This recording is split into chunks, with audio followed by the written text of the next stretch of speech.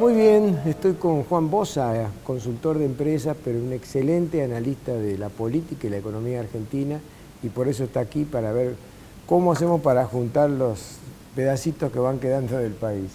Juan, gracias por venir al programa, un gusto. Gracias por la invitación, Rubén. Para mí también es un ¿Cómo gusto. estás viendo vos a nuestro querido país? Bueno, si te parece, me gustaría empezar viendo un poco cómo está el mundo y luego llegar a cómo está nuestro país. En estos días estamos viendo que lamentablemente ya la guerra de Ucrania, la invasión rusa a Ucrania, parece que va para largo. Y al mismo tiempo han sucedido una serie de hechos que nos hacen ver que aquello que proclamó en los 90 Francis Fukuyama, el fin de la historia, ¿te acuerdas? Sí. Cuando parecía que el mundo entraba en una globalización que iba a ser interminable, bueno, se terminó. Es decir, del fin de la historia estamos ahora en el inicio de una nueva historia. ¿En qué consiste esta nueva historia? De nuevo en un mundo bipolar, similar al que tuvimos hasta el final de la Guerra Fría, que eso fue lo que abrió paso a la globalización, ¿no es cierto? Con la diferencia que ahora, en frente de Estados Unidos, como líder del otro polo, no está ya la Unión de Repúblicas Socialistas Soviéticas, que además ya no existe como tal, sino que ahora tenemos a China, con un Xi Jinping que está demostrando con la manera como asumió su nuevo mandato recientemente, que se convierte en un autócrata más fuerte, con una concentración mayor aún de poder. Entonces, ¿qué es lo que vemos en el mundo hoy, en esta nueva historia? Bueno, todos los países vamos a tener que optar, ¿no? ¿Cuáles van a ser las opciones? Bueno, primero, seguramente vamos a optar según lo que creamos que va a prevalecer. Entonces, la primera pregunta es, en este mundo bipolar, ¿qué va a prevalecer? ¿La democracia, madre de la república, madre del capitalismo privado? Y ahí en el centro, en la república, un factor fundamental, la independencia de los poderes. ¿O va a prevalecer una autocracia con una idea de monarquía o de partido único y con un capitalismo de Estado, que es lo que hoy existe en China, ¿verdad? Por más que lo disfracen de que hay empresarios privados, en realidad, si del partido le dicen bájese, se tienen que bajar. O si deciden que los tienen que encarcelar, los encarcelan de un día para el otro, como ya ha sucedido recientemente en más de un caso. Entonces, el mundo va a convertirse en bipolar, no sabemos por cuánto tiempo, pero lo va a hacer, y cada país va a tener que optar. Entonces, todo este dibujo que ha habido de la moderna izquierda a nivel mundial, ¿no? Este dibujo de que todo era más o menos lo mismo y de difuminar todo, esto va a cambiar. Con esta cuestión de la guerra se convierte en una cuestión crucial asegurar alimentos y energía, es decir, combustibles y generación de electricidad para las sociedades de cada uno de los países. Ahí uno en prima facie podría decir, bueno, estamos fenómenos. Mirá, no estamos tan fenómenos, porque Vaca Muerta hace rato que debería ser una realidad y no lo es, porque no hay suficientes inversiones, y no las hay porque hemos destruido las instituciones, algo que explicó recién muy bien tu invitado anterior. Simonella. Claro, Simonella lo explicó muy claramente. Entonces, ¿qué sucede? Yo digo, nosotros en nuestra historia reciente, porque Argentina tiene 200 y pico de años de historia, hemos tenido una etapa allá lejos, hasta mediados del siglo XIX, donde tuvimos las guerras civiles. Se terminaron y apareció un mundo muy claro, donde había una reina de los mares que era Gran Bretaña, y en Argentina la generación de los 80, que entendió eso y convirtió a nuestro país en un actor de peso en el mundo, actor secundario, pero importante. Por algo nuestra economía llegó a ser la sexta o séptima economía del planeta a principios del siglo pasado. Y en 1895 la primera en PBI. Por eso. Entonces, hubo toda una etapa, recordemos que esa era una etapa donde se invertía el 60% del PBI. Ahora, cuando arañemos el 20%, vamos a dar los hurras. Hay que tener una idea de dónde estábamos. Ese modelo de mundo, con una Gran Bretaña dominante, se termina cuando se acaba la Primera Guerra Mundial. Empieza allí una etapa de una cierta transición que no estaba muy clara, pero luego de la Segunda Guerra Mundial emergerá claramente como líder Estados Unidos por un lado y la Unión Soviética por el otro. Pero Argentina, a partir del golpe de Estado del 43, se equivocó. El golpe fue un golpe militar filonazi, luego del 43 vienen las elecciones del 46, Perón presidente, Y Argentina empieza con aquello de la tercera posición, que pito, que flauta, y no nos insertamos de nuevo bien en el mundo. Es como que quedamos en falsa escuadra, en ese mundo. Y eso explica, creo yo, en gran medida, la caída de la importancia de Argentina en el mundo y el ascenso dentro del concierto de Latinoamérica de Brasil, porque Brasil había sido muy claro y desde el principio se puso a favor de los aliados en la Segunda Guerra. Luego vino la globalización, de lo cual ya hemos hablado, y ahora aparece una nueva situación. En esta nueva situación, donde claramente se visibilizan dos líderes, Estados Unidos por un lado y China por el otro, vamos a tener que optar.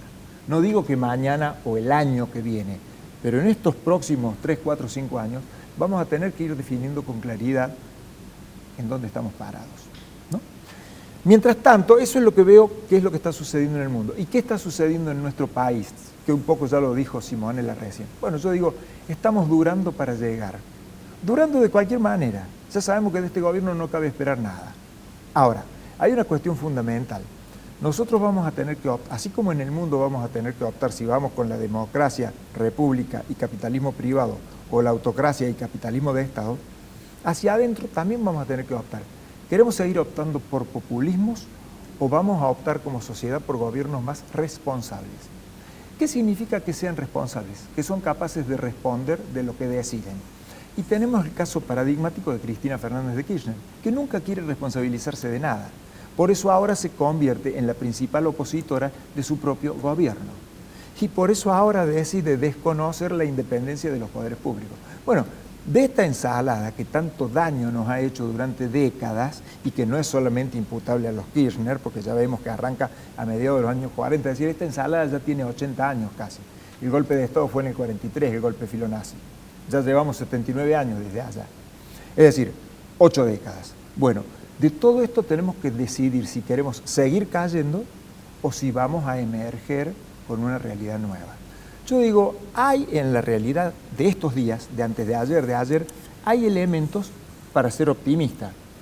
Por ejemplo, hay un sindicalista, Fabré, que es el sindicalista de los empleados de la ANSES, que está pidiendo que se acaben con los planes de asistencialismo. Me parece perfecto. Y me parece muy bien que encima salga de un sindicalista que dice claramente, en este país ya nadie quiere trabajar. Y es verdad. Hay muchísimas actividades. Todavía no se sabe cuándo es el momento en que lo van a matar.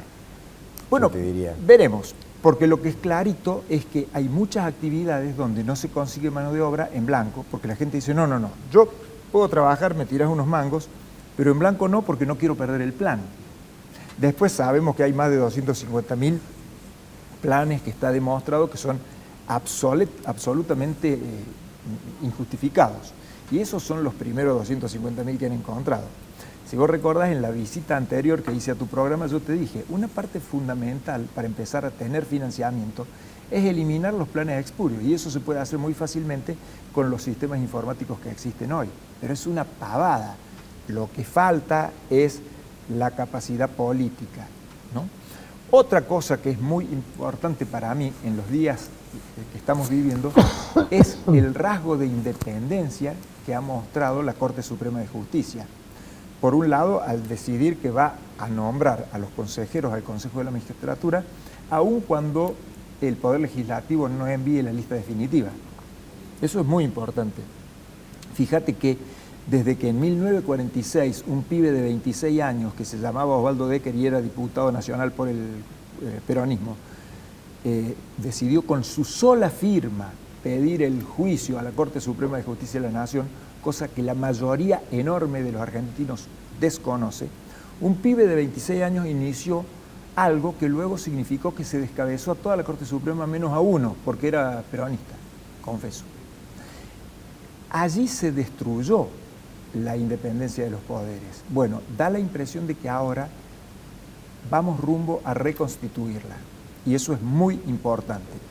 Bueno, pero por otro lado, para que no todos sean flores y no todo sea tan positivo... Nos enseña de que te quedan 2 minutos. Ok, bueno, simplemente también hay signos inequívocos de que la cosa está muy mal. Por ejemplo, que el propio viceministro Rubinstein haya asumido 2 días atrás que, bueno, sí, todavía existe riesgo de hiperinflación. Y al mismo tiempo dice, bueno, y vamos viendo, día a día vamos viendo qué podemos decidir. O sea, admite que no hay ningún plan Y entonces estamos durando para llegar. Obviamente, el gobierno que asuma dentro de un año y pico, bueno, va a tener que dar líneas claras, tanto hacia adentro como hacia afuera.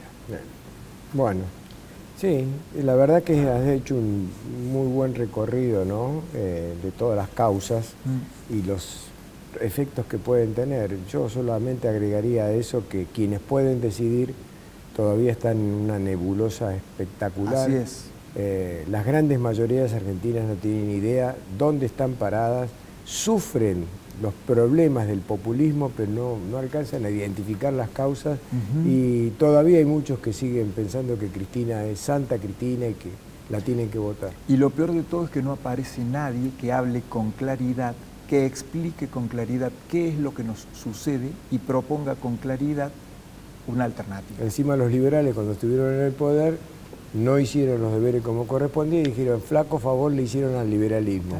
Ahora hay que empezar de vuelta para que les crean.